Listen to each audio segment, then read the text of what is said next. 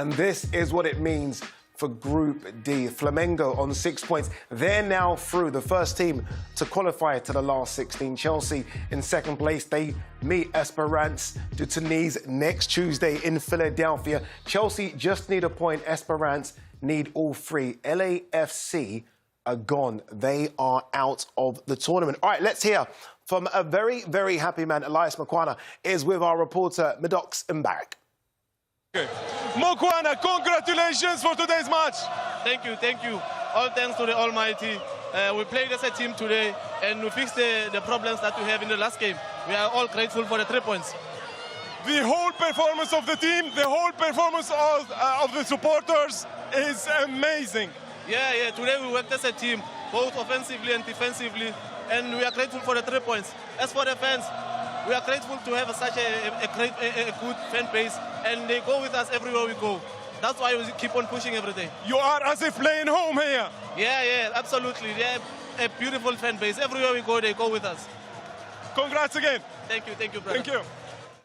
I have a feeling his jersey's somewhere in the crowd and might be in a bar in Nashville by the end of tonight. It was a game that we thought the first half maybe lacked a bit of magic dust, and in the second half, Raf, it turned into something special. Yeah, because Espérance really delivered, but it was Espérance, hope against the hopeless. Yes. They were so poor.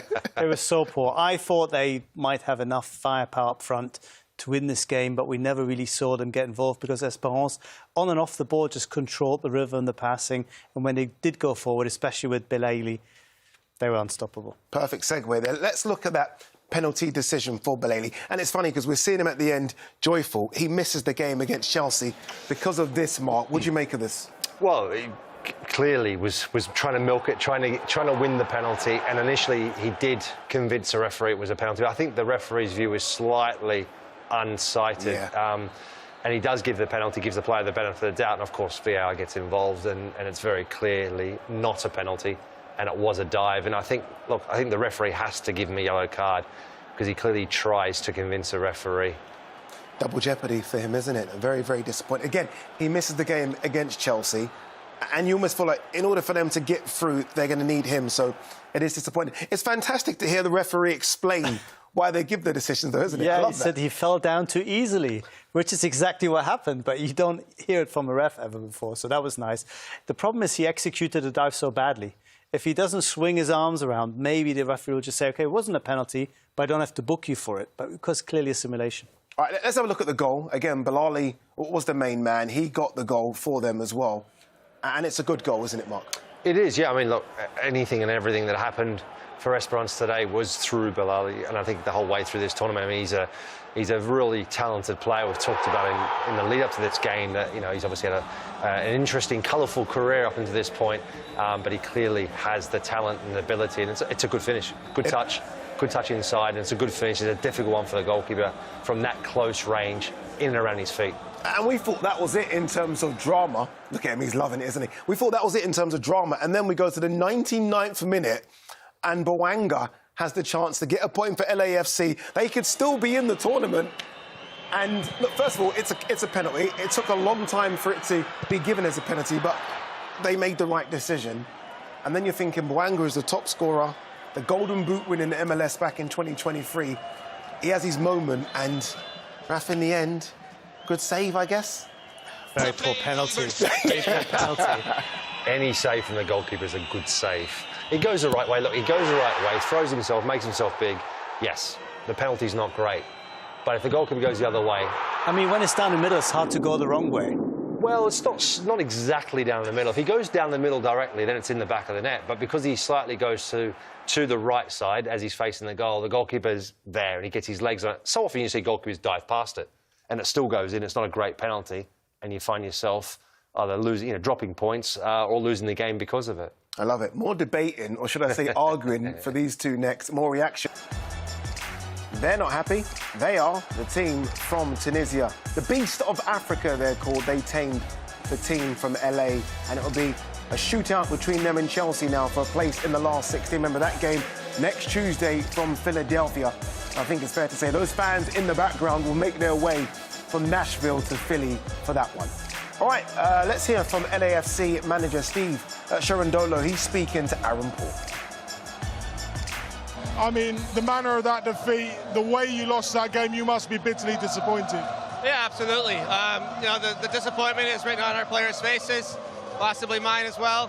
I was pleased with the performance in the first half. And, you know, we'll talk about the second half, but we never really got a grip of the game. I thought we had chances to lock them in and to kind of control the game with possession, but we're missing a little bit of fitness in our legs, it looked, in the second half, and didn't do a great job of managing the game. And to be fair, you know, they had a few more chances in the second half, so maybe they deserve to win because of that. But you know, when you miss a penalty at the death, it's always hard to accept. From a neutral's perspective, it was a great game to watch when it got going. Was it just not your day, though? Yeah, possibly. Again, I thought we had some very good opportunities in the first half. I was happy the way we played. I think our ideas were working. And for whatever reason, the second half was a little more difficult for us. Thank you. Always very honest is Steve Cherundolo. Obviously, look, he's been a manager at LAFC for long enough to know when they're simply maybe just not at the races. And let's be honest, they qualified for this tournament very late as well, qualified via the play-in tournament, and maybe, he's correct, maybe the legs just weren't there. Yeah, they weren't. I mean, they were certainly nowhere near good enough, and rightly at the moment have no points. I mean, I don't see them getting points in the last game either. I think they can very easily go away with no points at all. It's been disappointing, of course, and today was probably a big opportunity for them to get something on the board. Obviously, with a penalty late in the game, that was one where you expect your team to score, get on the score sheet and actually get a point out of this game. But instead, they find themselves going home. Yeah, we've been kind of doing MLS Watch, right? Looking at some of the MLS sides, and Seattle Sounders have had a go into Miami, have won a game. Probably the worst of that bunch, LAFC? Certainly underwhelming. Yeah. I think as a team that have won competitions before, that had perhaps a bit of momentum, you could have said, you know, they were the last team to qualify. You expect them to be up for it, to be fresh. But there's so many problems in possession. They had problems when they were pressed. They had problems when they weren't pressed. They didn't really know what to do with the ball, and I think that is it's a big problem at this level. You need to have a game plan. You need to have some kind of idea what it is, what are you trying to do to create chances.